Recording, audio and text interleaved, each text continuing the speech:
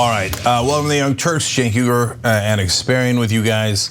So tons of white flags being waved today, including in domestic policy circles, but obviously in Afghanistan as well. So lot to get to, especially on the withdrawal. So let's get right to it, guys. Anna's got the news on that, and we'll take it from there. Let's do it. Hundreds of Afghans running alongside and trying to grab onto a US Air Force jet as it attempted to take off. At least 3 people died after falling to their deaths while clinging on to a US plane.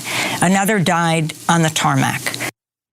Afghans stormed Kabul's airport in a desperate attempt to flee the country following the Taliban's ability to control or take control of the capital, Kabul, over the weekend. This follows the US troop withdrawal after 20 years in this war, this forever war in Afghanistan. It has finally come to an end. Now, there were some awful and pathetic takes in regard to the US troop withdrawal, which we'll get to a little later in this segment. So hold before we get to that. But first, a little bit of context for you. President Ashraf Ghani fled the country as the insurgents entered Kabul on Sunday. Taliban leaders ensconced themselves in the palace only hours after Ghani fled, taking control over what was once one of the most secure locations in the country. And just before the weekend, Ghani had alleged that he was going to do whatever it took to fight back against the Taliban and its attempts to take control over Kabul, but apparently he fled and the Taliban was able to gain control of that area.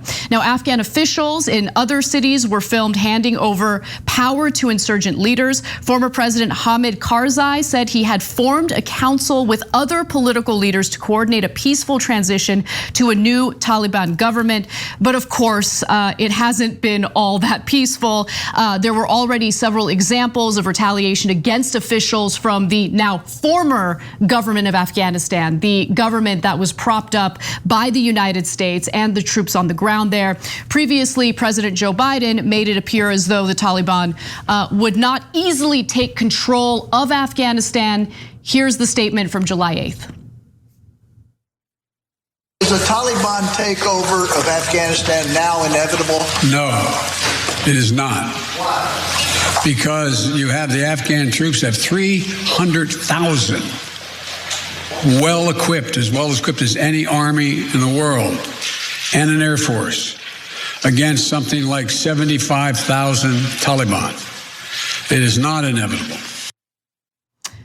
It's kind of incredible just how inevitable it was. There were some suspicions that maybe it would take several months for the Taliban to take control of Afghanistan after US troops left the country.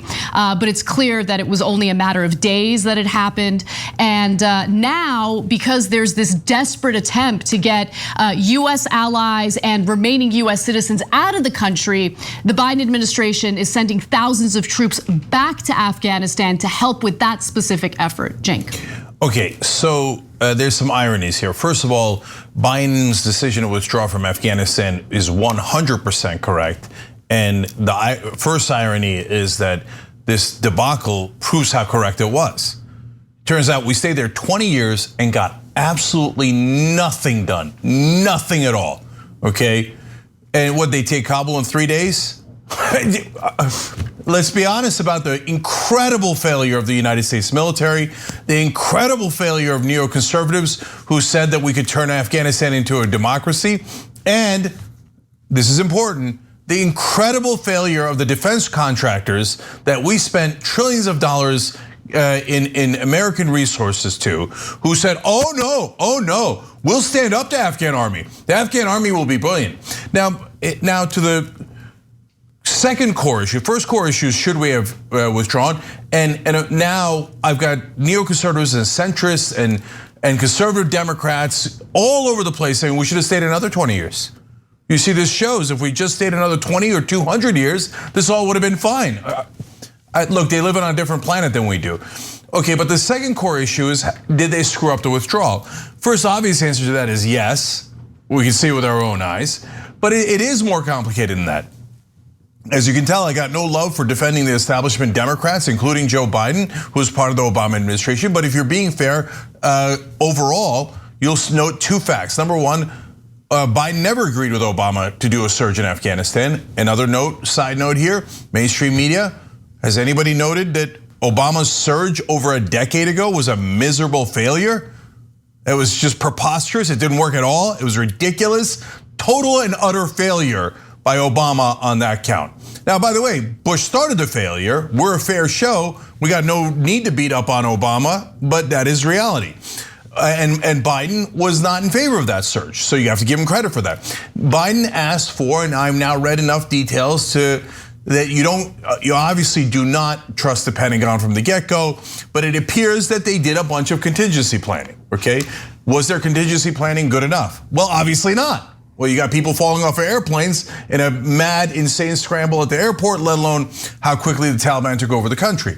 But did they tell Joe Biden that yes, we think we have this withdrawal and all the contingency plans figured out? It appears that they did. So that would be the 28th time or the 280th time that the Pentagon screwed up and is a total debacle.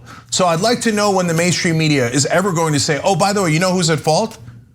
Apparently the idiots at the Pentagon who had 20 years to figure this out, and their idiot corrupt friends that are the defense contractors, and they never figured out an inch of it. 300,000 in the Afghan government, as Biden just said, in the Afghan military, they all laid down their weapons immediately. By the way, what happened in Iraq? Something very similar. Why? Because they don't want to fight for us. They just want to take our money for 20 years and then join the Taliban as soon as we can. And by the way, Lockheed Martin and all you other contractors and Pentagon, brilliant job in making them the most well-equipped army. Guess what? The Taliban now has all of that equipment. Yeah, that's an excellent point that no one is making. If you watch specifically Jake Tapper's coverage of this, I mean, as someone who presents himself as like this straight news guy, he does quite a bit of editorializing on this particular topic, and he seems to think that this was a massive mistake by the Biden administration. I completely disagree, especially given the fact that when you look at the true objectives of this war, was it really about democracy building?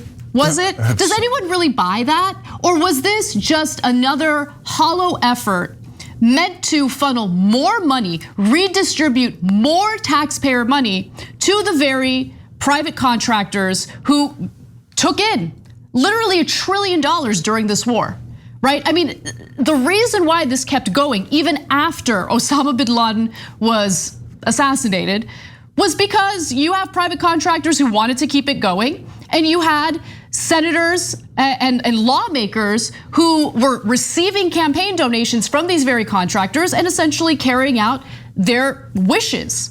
This is a failed war because the actual objective was really never about democracy building, and there are consequences to that. Look, do I think that this is going to harm Joe Biden politically?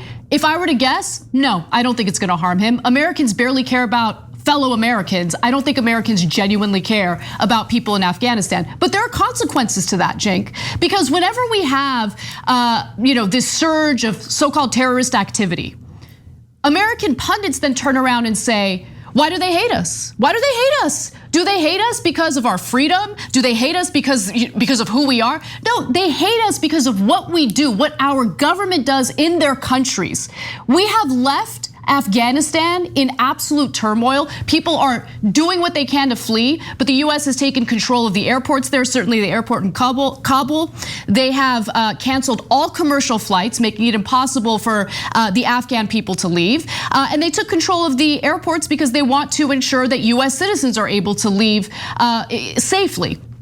Now, I want to go to this next video because it features a young Afghan woman who did manage to flee. She's in India, I believe, and she's talking to the media about what she has on her mind. And I think this is exactly the kind of voice we should think about whenever we consider invading another country to build democracy. Let's watch. I can't believe the world abandoned Afghanistan. Our friends are going to get killed. They're going to kill us. Our women are not going to have any more rights. So, I mean, it's a horrible situation for women in Afghanistan. There's no question about that. We didn't actually prop up or build a real government there. I mean, I just think this was nothing more than an effort to funnel money to defense contractors. And I think that's pretty clear. 20 years they can't build something sustainable? Yeah. Come on. So, a lot to comment on that. Number one, the military is not the solution for everything. That's what the media tells you in this country. That's what all the propaganda says in this country. You got a problem? The answer is the United States military and all the defense contractors and a couple of $1 trillion. Well, no, if we're being honest about the problem in Afghanistan, and there is a massive problem in Afghanistan from my perspective, it's a cultural one. Now, you can get angry at that, and I don't care if you're on the left and, oh no, well, we have to respect all cultures. No, we don't. So that's a fundamentalist culture that the Taliban are in that don't give women equal rights. Not even close, not even within a million miles of it. But you're not going to solve that by murdering more of them. You're gonna solve that by changing the culture. Changing the culture is very difficult. It's in some ways more controversial. But one thing we know for sure, and that's very difficult. I'm not saying you can do it easily. And I'm not saying that it can even be done, at least in the short term, right? I believe it can be done in the long term. But what makes no sense is let's kill our way out of it. It doesn't make any sense at all. That's why the ones that were in the military, the theoretical Afghan military, their culture had not been changed either. That's why they largely agreed with the Taliban. That's why they immediately gave up and handed all of our weaponry to the Taliban. So constantly saying, let's bomb, bomb, bomb, no matter what the solution is really, if it was honest, it would be pure idiocy. If we had an honest media in this country, they would have told you how moronic that was decades ago. But the reality is, the media is filled with neoconservatives. They love war. They always champion war. Whenever they see a clip like that, we show you the context and we say our heart breaks for her. And the way to effectuate change there is cultural. The mainstream media looks at that and goes, aha! If we had stayed another 20 years and killed more Afghan civilians, then her problem would have been solved. That's just not true. And Jake Tapper is a joke. They're all jokes. So look, but we do nuance on the show. On the other hand, the female reporter CNN has on the ground, we're gonna talk more about her a little bit later in the show. One of the bravest reporters I've ever seen, and I give her all the credit in the world, okay? You have to judge case by case. So why do I say Tapper's a joke? I've never seen him disagree with neocons. He's always, war is always a right option. Oh, why didn't Biden do more military? Why didn't Trump do more military? More military, more military. Here, let's bring on generals who are now, by the way, with defense contractors, but we won't tell you that, we'll lie, and we'll do propaganda on their behalf, as you always do. And another opportunity they're taking now is, they couldn't wait to both sides it, right? They beat up Trump all those years, and they were right to. Now that Biden's in office, they couldn't wait to say, oh yeah, look at how fair we are. We'll unfairly criticize Biden too. No, that doesn't make you fair at all. Yeah. You should do honest commentary, and I would believe that you were fair the minute you actually said anything against the establishment. And I've never seen that on cable news. So I see a bunch of liars. Nicole Wallace now is talking about, oh, you know, the American people agree with Joe Biden. Well, that's true. Both the right wing and the left wing agree that we should have left. Now let's remember that Nicole Wallace is the same grifter who helped start the war in Afghanistan. Absolutely. And continue it for nearly a decade when she worked as the literal mouthpiece, the spokesperson for George W. Bush. Now we're supposed to believe that she's a progressive on MSNBC? Who are you guys kidding? And when I worked at MSNBC, whenever we covered foreign policy, they would make me stack the show with generals. General on top of general on top of general, because when all you have is a hammer, everything looks like nails. And the underlying reason for that is corruption. The money's got to get funneled to the defense contractors. That's why everything's got to seem like a military problem. Now let's move on to the hot takes, because following news that Kabul was controlled by the Taliban, you have a number of right-wingers, even some Democrats coming out with some takes that I'd like to respond to. Why don't we start off with former Secretary of, Mike Pompeo. Why don't we start off with Mike Pompeo, who wanted to jump in and comment on why he believes that Biden's withdrawal has been a failure. I think weak American leadership always harms American security. So this is in the context of a Biden administration that has basically abandoned the global stage in favor of climate change. Right? They've been focused on critical race theory while the embassy is at risk. So former Secretary of State Mike Pompeo argues that, well, it's Biden's focused on critical race theory and climate change. First of all, as we all know, anyone who's actually paying attention and living in the real world, the Biden administration certainly is not focused on climate change, certainly not to the extent that he needs to be focused on climate change, especially considering all of the natural disasters we've been dealing with recently. But let's put that to the side. When you're a Republican in America and everything is seen through this framework of culture wars, even when it comes to something as serious as foreign policy, even when you're talking about a former Secretary of State, they decide to latch on to critical race theory to explain the failures in Afghanistan. I mean, it's pathetic. Now, all the Republicans have is distraction. Why does Pompeo want to distract you there with critical race theory, which Biden hasn't brought up? It's right winger after right winger bringing it up when it's not even taught in any public school. Every part of that is a lie. I'm sick of their lies. So, but why does he bring it up? Why does, as soon as you see a Republican say squirrel, understand that they're the ones at fault and they're trying to cover something up? Well, it was Trump who decided to withdraw and set an earlier date than Biden. I don't blame him for that. You go back and look at our coverage. I gave him credit for that. I said we should withdraw, and I don't care that I despise Donald Trump. That is the correct decision, because on this show we are fair and we are objective, and we knew the 21st year in Afghanistan wasn't going to make any goddamn difference, because we're not like the rest of the media, who's like, oh, I don't know, man, maybe the 22nd year was the lucky year. No, it's absurd. It was never going to work. But Pompeo can't come back on here and go, oh, it wasn't me. Dude, you were the Secretary of State that negotiated a peace deal with the Taliban. And that's okay, just own it. And actually, I'd give you credit for it instead of squirrel, critical race theory. No, it is amazing because Pompeo was the one during the Trump administration who was like, no, the Taliban's gonna help us with this withdrawal. They're totally agreeing with us. They're negotiating with us in good faith. So, I mean, it certainly takes a Trump administration official to then turn around and pretend as though he could read the tea leaves from the very beginning. Now let's move on to Mitch McConnell, who would much rather remain in Afghanistan. He says via a statement that he released, the United States had the capacity to avoid this disaster. We still have the capacity to dampen its effects, but without a presence on the ground or local partners defending the homeland from a resurgent Al-Qaeda, will be far more difficult. So much like a John Bolton, for instance, Mitch McConnell would much rather have boots on the ground forever, indefinitely, as if that's a decent option when the people of Afghanistan certainly did not have a favorable view of the United States and its invasion of Afghanistan. They actually considered American troops as occupiers. Of course, because they were. So, look, guys, I got to give you a little bit of history here because it's so important. So we invaded Afghanistan. First, let's note, people are surprised at the reaction in Afghanistan. We invaded Afghanistan. It's not like they invited us and they were like, oh, come, welcome, we'd love to have you. Right. No, we dropped bombs on their heads and invaded them. And then that was on October 7th of 2001. So it was less than a month after September 11th. They were sheltering bin Laden and Al-Qaeda, that is true. But what a lot of people leave out is that on October 14th, a week after the invasion, the Taliban offered bin Laden to America. But Dick Cheney and George Bush said no. Why? Because they wanted more war.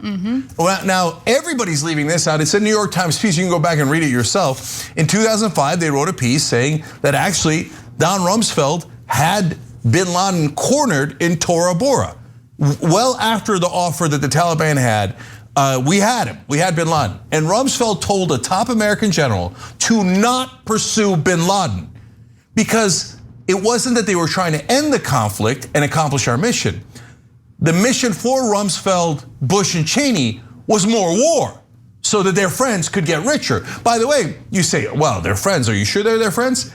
Dick Cheney ran Halliburton, which was a defense contractor. They gave him over $30 million in a golden parachute. That money was to start a war just like this and the one in Iraq. And Cheney accomplished that mission.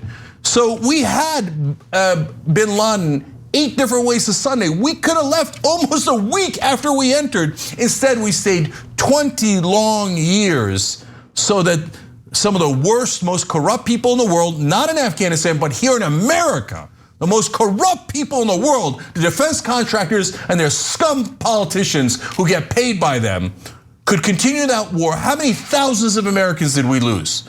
How many tens of thousands and hundreds of thousands of civilians did we lose in Afghanistan for this obviously hopeless war that the media cheered on the entire time?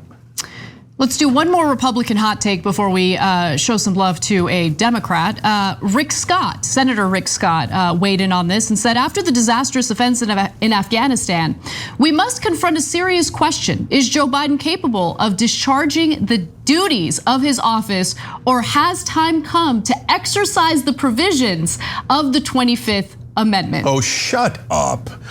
You supported a mentally feeble man who thought injecting bleach into our bodies would help with coronavirus. That guy is, to say that he's mentally unstable or unwell is the best thing I could say about Donald Trump. And Rick Scott's like, yeah, okay, bleach, yeah, let's do it. And now you're gonna talk about the 25th Amendment, you moron? Second of all, I don't know if you know this, but your buddy Trump is the one that authorized the withdrawal in the first place. He wanted it done earlier. And now the hilarious right-wing talking point that I see now. Oh, if Trump was in office, he would have planned for this better. Trump planned. He didn't plan for anything. He didn't even plan for his own election. And then he's like, oh, I lost? I don't know, let's start a coup. I don't know, let's get vigilantes to attack the Capitol and destroy democracy. I don't know, I didn't plan anything. He was gonna plan better, are you insane? I'm gonna do one surprising defense of Biden on the planning. Look, he said during the press conference today, I asked our Afghan allies many times, can you handle this and how long do you need, etc. And they said over and over again, do not plan for us to withdraw because it'll create a crisis of confidence. It'll make it more likely that there will be a bigger surge against us and more likely that we lose. Now, those guys were apparently liars and fools and they got destroyed instantly, right? And by the way, of course, as you probably have heard, the president of Afghanistan tucked tail and ran instantly. Oh, they entered Kabul. He's the same son of a bitch who told Biden, oh, I got this. Oh, do you? Now he's got it in there are varying reports that he either ran away to Tajikistan or Uzbekistan. So he's got this from the Tajikistan, okay? No, you never had it. All you did was suck more American money into your pockets. He probably has billions stashed away. I'm sick of the corruption, whether it's in Afghanistan or in America.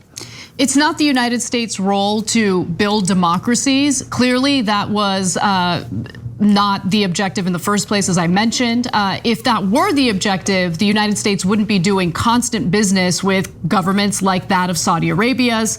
And it's not our job to change cultures in other countries either. I think that the role of the Pentagon and the US military is supposed to protect national security, not to go into other countries and tell them what they should be like and what type of government they should form. So that's my final opinion on the war overall. It was a complete and utter failure. Clearly an effort just to redistribute more wealth to private contractors. And now, as Cenk perfectly mentioned earlier, you have the Taliban with weaponry that was given to them essentially by the US government. I mean, it's absolutely shameful. By the way, Anna, it's exactly what happened with ISIS. Oh, the Sunnis inside the inside the Iraqi military will be loyal to the Iraqi state.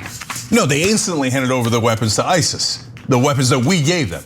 By the way, again, it's super ironic defense of Joe Biden. It's not even ironic. I actually think on foreign policy, he voted for all the wars. He was terrible on that. We called him out on that. But after the war started, he was a rare voice of reason. And you can see it here because he's like, I don't give a damn. I'm withdrawing. This is BS. This is never going to work, right? And on Iraq, he said we should split it up into 3 countries because the Sunnis will never be loyal to the Shia who run Iraq and have the majority. And that's exactly what happened. He was absolutely right about that. And so my final point, though, is back to what a failure the Pentagon is. So they told Joe Biden, we got this too. It wasn't just the Afghan leadership, it was the Pentagon. They said we did all this planning and we did all the contingencies and if I'm Biden, I'm furious at the Pentagon. I thought you said you had all the contingencies covered. You never once considered that the Afghan government was entirely full of malarkey, as Biden would put it.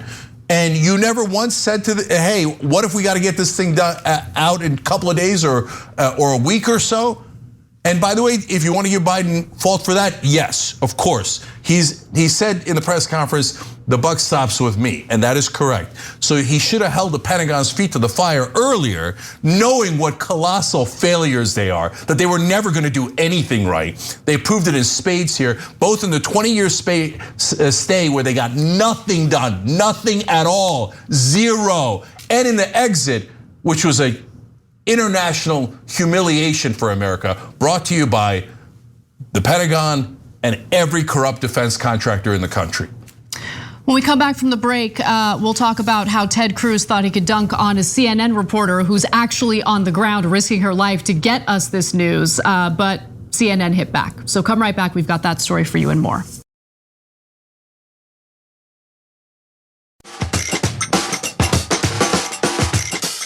All right, back on TYT, Cenk and Anna with you guys. A little bit more on Afghanistan, then we have other devastating stories.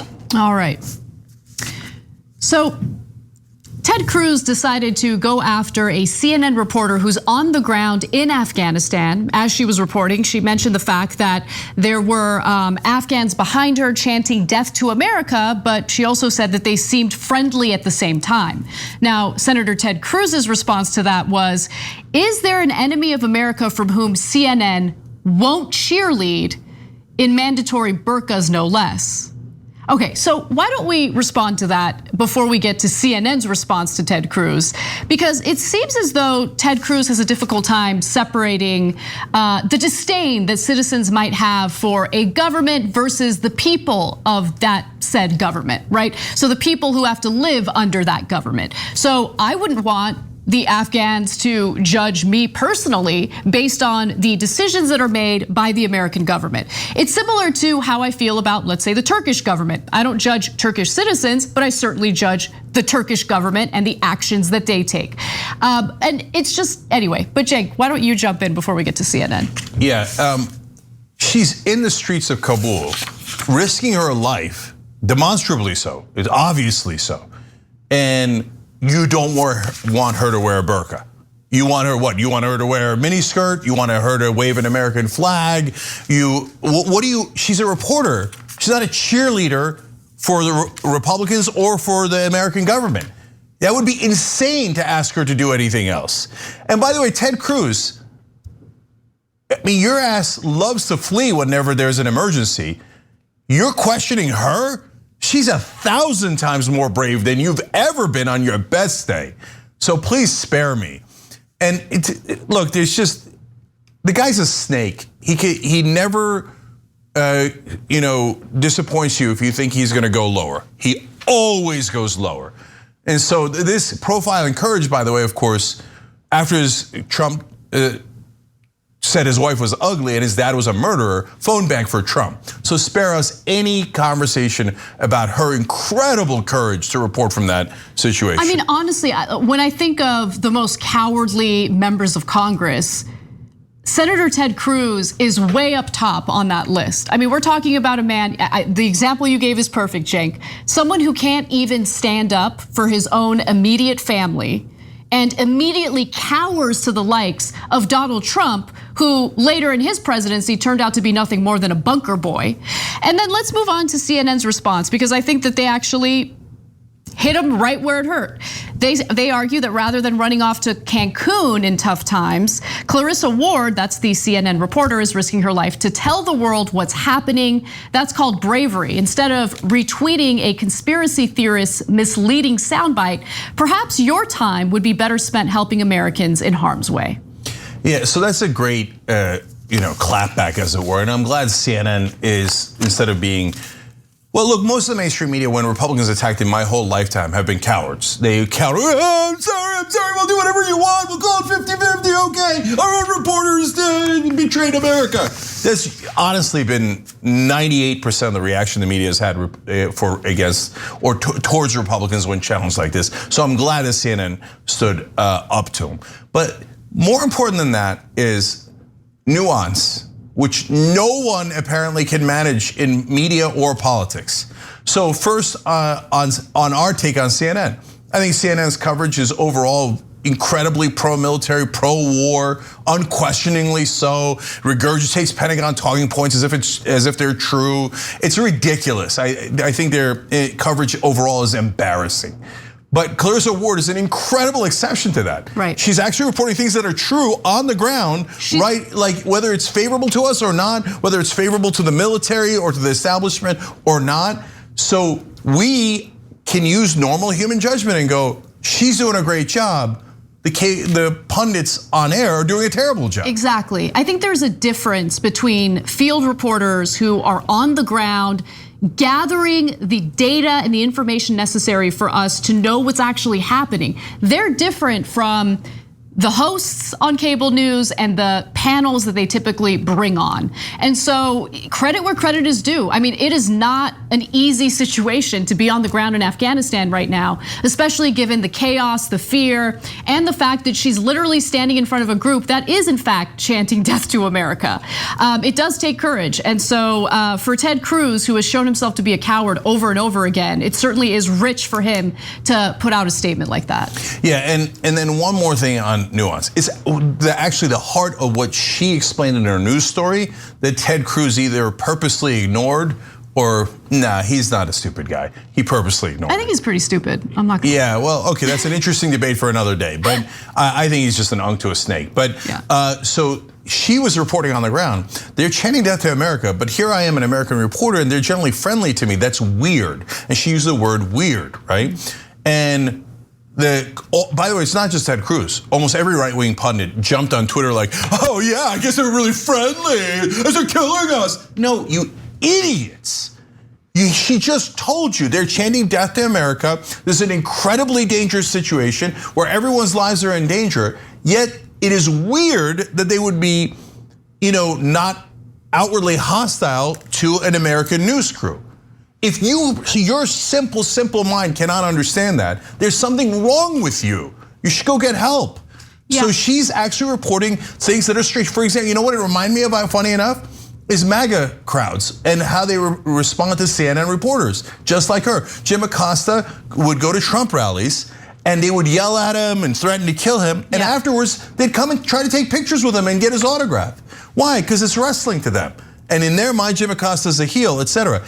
And it's amazing to see that unfold also in the streets of Kabul. No. See, that's a really interesting news story if you're an intelligent person. No, I mean, I actually have a better example because just over this past weekend, Proud Boys, during an anti-vaccine protest that they were taking part in Los Angeles, decided to attack 2 local journalists. I bring that up because, there tends to be this effort by conservatives in Congress to paint individuals in the Middle East as violent, as dangerous, as backwards in so many different ways. But when you really look at who tends to physically harm journalists, you look at our context here in the United States, I mean, how many examples do we have to provide of journalists being specifically targeted with violence? I mean, look, the right wing is the same everywhere. There are different degrees and severity, no question. But who's against women's rights in America? The right wing. Who's against journalists in America? The right wing. There's nothing wrong with critiquing journalists. We just did it, right? But they're against journalism, period. They're like, oh, well, we want our propaganda. We don't want you to tell you the truth. And so who's against science? Well, the Taliban and our right wing. Who's against doctors? The Taliban and our right wing. We can go on and on and on. So we have our own Taliban here, and they also physically attack journalists as they did this weekend. Anna's right about that. And if you're a right winger and you want to cry about it, I don't care that you're crying. What you should do instead is do a little self-reflection. Wait, why do I agree with the Taliban so much? Why are they religious fundamentalists and I'm a religious fundamentalist? It's just a different, it's not even a different God that you're praying to. It's the same God. Allah just means God in Arabic, right? It's just different prophets that you're praying to. But your positions are incredibly similar. Again, the severity is worse, obviously, for the Taliban when you get to the extreme acts of violence that they do. Of course. But here in America, the ideology that your religion should rule all of us, and specifically women, that is shared by the right wing in America.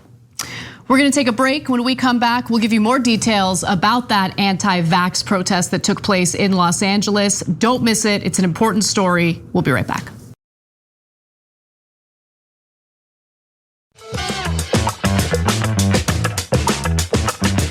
All right, back on the Young Turks, Cenk and Anna with you guys. All right, now let's go to fighting within the country. Fun. All right.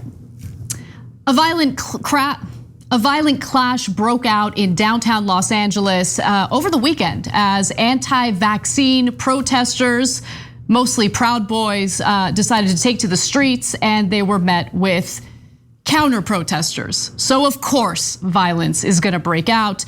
Look, we'll give you more details, including Fox's ridiculous framing and headline regarding what took place. But before we do, I can't help but show you probably the most embarrassing jump kick fail of all time, which happened to take place during this protest. Take a look.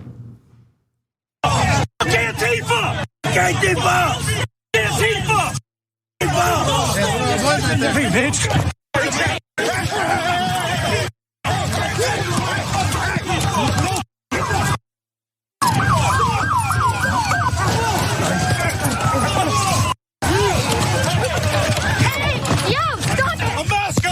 Unmask them!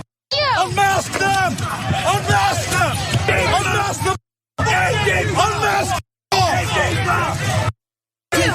Unmask them all! Unmask them all! Bring his ass! Bring his ass! Come on!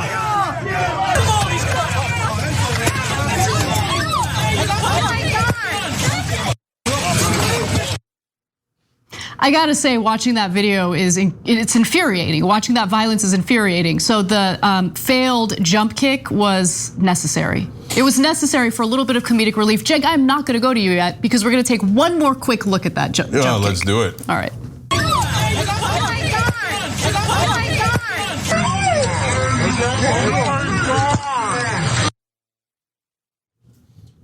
I love it. Okay. Go ahead. The whole melee was almost worth it for that failed drop kick. I mean, epic fails are, a term that's been used for a long time on the internet, but it was kind of invented for that moment right there. Allah, bam, down he goes. Oh man, that pretty much describes the whole right-wing Proud Boys nonsense group right there. Right. Like swinging at nothing for no reason and falling on their ass. And also, we can't help but point out the irony that they're wearing masks to an anti-vaccine and anti-mask protest.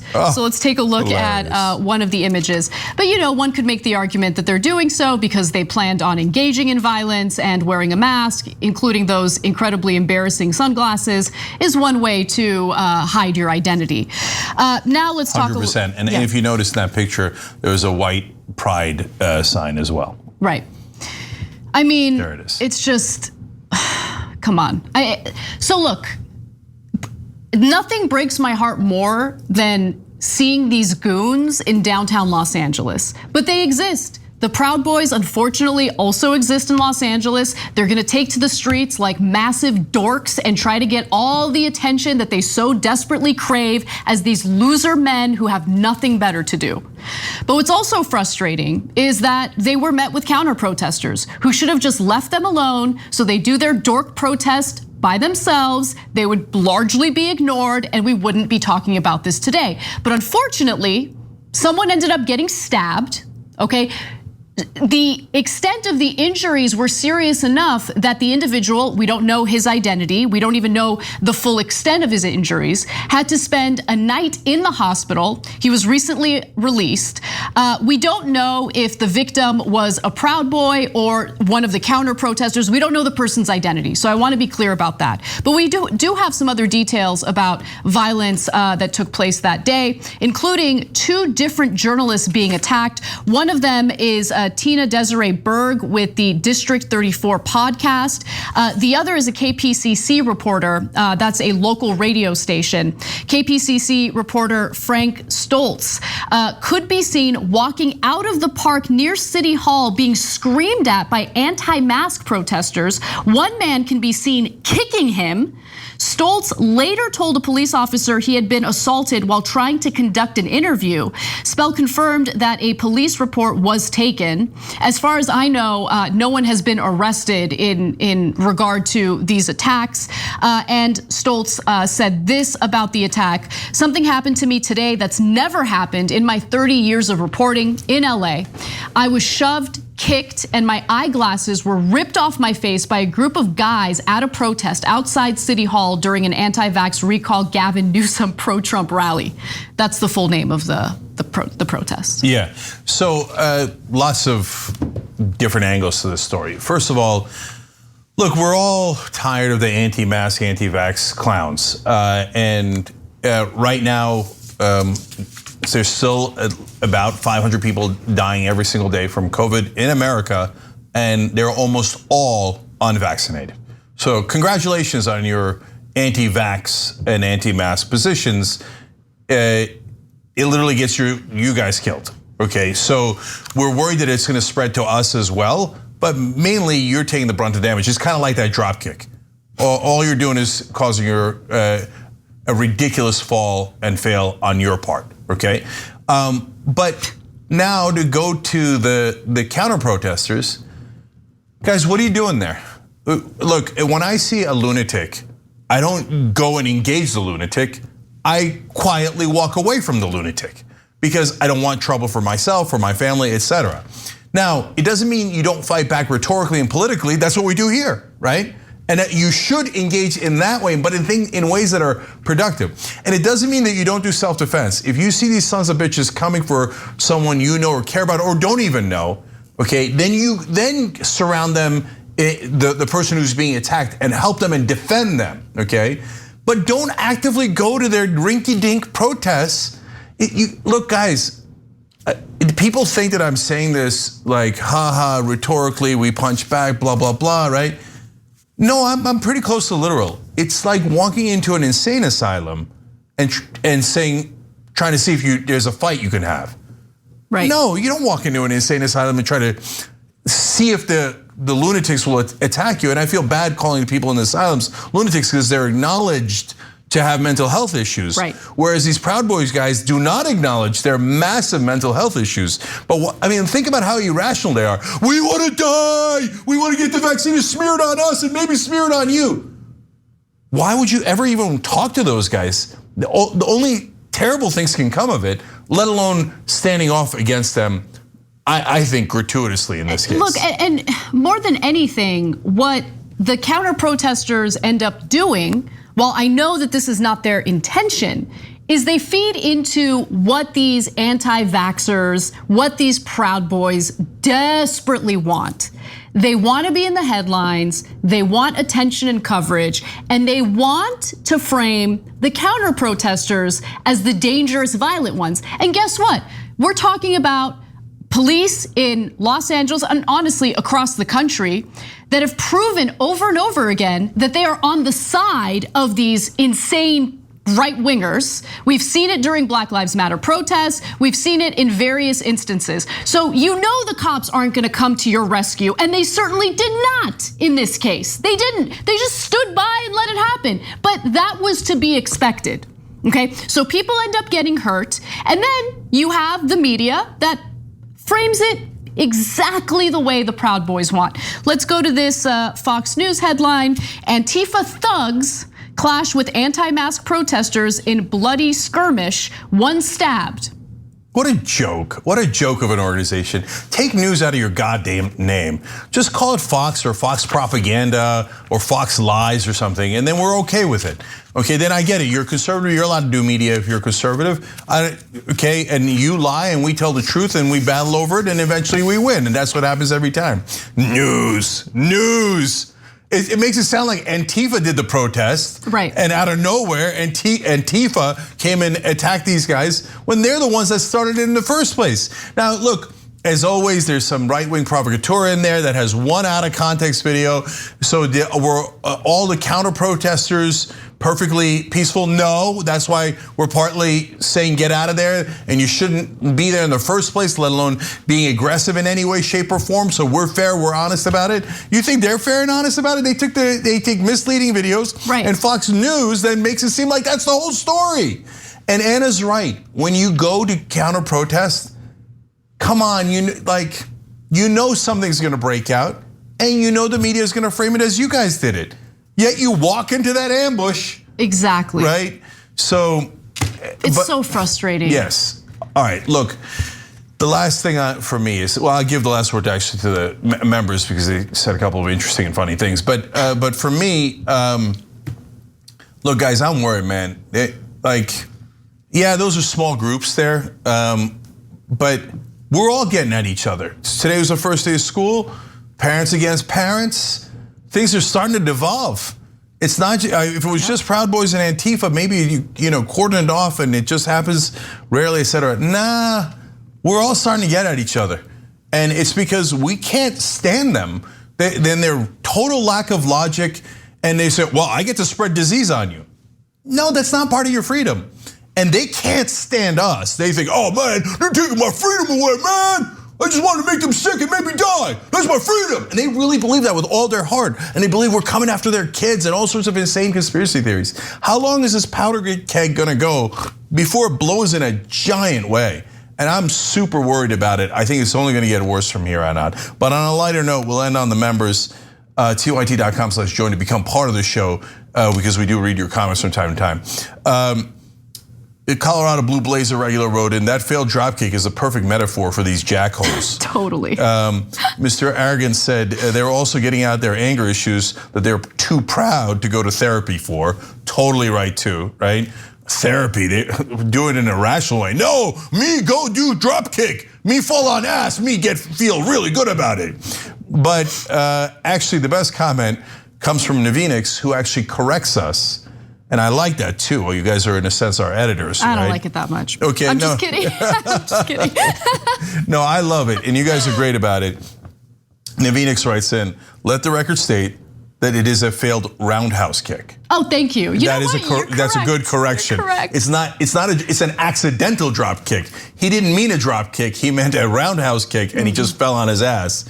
So thank you for the important correction. You gotta, look, if you're gonna be attempting those roundhouse kicks, you better work on that core, Gotta have good balance, and that guy, no good balance. Maybe spend more time at the gym, less time at these ridiculous protests.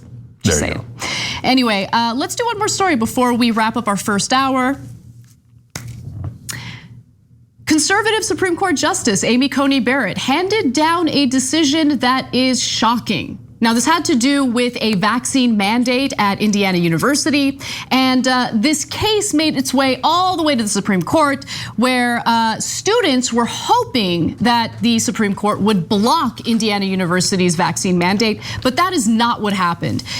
Coney Barrett rejected an emergency request by a group of Indiana University students who were seeking to block the school from enforcing a COVID-19 vaccine requirement for the coming semester. She denied the request without comment and without referring the matter to the full high court for consideration. I have to be honest, I am pretty surprised by that. Because, the whole point of ensuring that you install these conservative justices is so they carry out this, vision of America that's deregulated. It's all about the individual, but that is not what happened here. Now, look, if we were talking about corporations, I guarantee you Amy Coney Barrett would vote in a way that would not shock us. But let me give you more details. Lower courts actually declined also to block the policy, saying the students were unlikely to prevail on claims that the mandate violated the Constitution. And just to give you one of the comments from a judge in the US Circuit Court of Appeals, he's from the lower courts, of course. He argued a university will have trouble operating when each student fears that everyone else may be spreading disease. Few people want to return to remote education, and we do not think that the Constitution forces the distance learning approach on a university that believes vaccination or masks and frequent testing of the unvaccinated will make in-person operations safe enough. Now, the school states that if you refuse to get a vaccine, You have to wear a mask at all times when you're on the campus, and you have to submit to COVID tests on a regular basis. But of course, the students don't like that, which is why they made this a big case in the first place. Okay, so first of all, Easterbrook is right. He's actually a storied judge and one of the brighter judges we have, whether you agree or disagree with his judicial philosophy. And he's saying something really simple. Of course, institutions have a right to stop the spread of disease at their institutions. Who would say that they don't have the right? So let's say that the plague is back and we can't control it. That killed 75 to 200 million people. So is the university supposed to say, oh yeah, come on in with the plague, no problem. You don't have to wear a mask, you don't have to be vaccinated, just have the plague and smear it all over the rest of us. Are they allowed to then spit on us too? Freedom. Well, but in a situation where you have a contagious disease, breathing on us is actually similar to spitting on us. And so that's just a fact. And it's an uncomfortable fact, but it's true, right? And so this is not the plague, but over 4 million people have died. And especially in modern times, that is stunning. Absolutely stunning number. And in America, over 620,000 people have died. If you're a university and you're not trying to stop that spread on your campus, you are negligent and incompetent. And so of course this is the correct decision. By the way, quick fun note on freedom. I think that the right wing would agree that one of the guys who gave us freedom was George Washington, one of the founding fathers and the general of our army that won freedom. He vaccinated his troops because the British had already had an outbreak and were pretty much immune from smallpox at the time. And if he had, and vaccines back then were brutal and really risky, and he vaccinated his whole army anyway, otherwise we're gonna lose to the British and never have America in the first place. So read history. And then finally on Amy Coney Barrett, Anna, I think you hit it, she's ruling this way in the case of the university. Exactly. Sure, but the very next case is gonna be corporations. And so when it comes to corporations, she dismissed it so out of hand. She did not bring it to the entire court, and she said they could not win on the facts no matter what, basically. She didn't even give reasoning. Like she was like, no, sorry. Like it was as much of a rejection as you could possibly have on the Supreme Court. And one of the reasons is because these conservative judges are just pro-business. They're giant. They are in favor of giant corporations. That's why they were selected by corrupt politicians. And so when corporations come and say we're going to do a vaccine mandate, trust me that Barrett and almost all the other right wingers are going to be like, yes, sir, absolutely, sir. Corporations can do anything they want, sir. And that's a preview for this. Exactly. And look, Governor Greg Abbott of Texas should take note because he has implemented basically he has banned mask mandates. Now the Dallas School District has decided to ignore his ban. The Dallas Independent School District in Texas will maintain its mask mandate for students despite Texas's Supreme Court ruling that upheld Governor Abbott's ban on such measures. So who knows if this case is going to make its way to the Supreme Court, but at this point we have precedent based on the way that Judge Amy Coney Barrett, Supreme Court Justice Amy Coney Barrett handled the Indiana University case. So we'll see what happens. Yeah, and by the way, look, in the bonus episode for the members, I'll tell you a story of my kid's first day of school and a little bit of drama that happened there in LA. Hit the join button below if you're watching on YouTube and you can get that bonus episode. But just think about what Abbott is saying in Texas. If you have decided that your school is going to be safer with masks, I'm not going to let you make that decision. That's banned. Yes, I'm going to ban you from being safe. So now imagine you had your kids in that school and the people running the school said, we're positive they'd be safer if everybody was wearing masks. And a bunch of people said, no, we don't want to. We want to endanger your kids. This is a recipe for disaster. And these are the guys who said, oh, we're in favor of local rule. Nope. The minute you disagree with local rule, you're in favor of basically what you would call tyranny. That ain't freedom. Right, and only 45.3% of Texans are fully vaccinated, one of the lowest vaccination rates in the country. So keep that in mind. And by the way, one of the worst outbreaks in the country and the most amount of deaths in the country. Way to go, Texas. You really got this thing figured out. Keep voting for Republicans. See how many more people can die. All right, that does it for hour one. Stick around for hour two, where we will lighten things up. See you then. Thanks for listening to the full episode of The Young Turks. Support our work, listen ad-free, access members-only bonus content, and more by subscribing to Apple Podcasts at apple.co/TYT. I'm your host, Cenk Uygur, and I'll see you soon.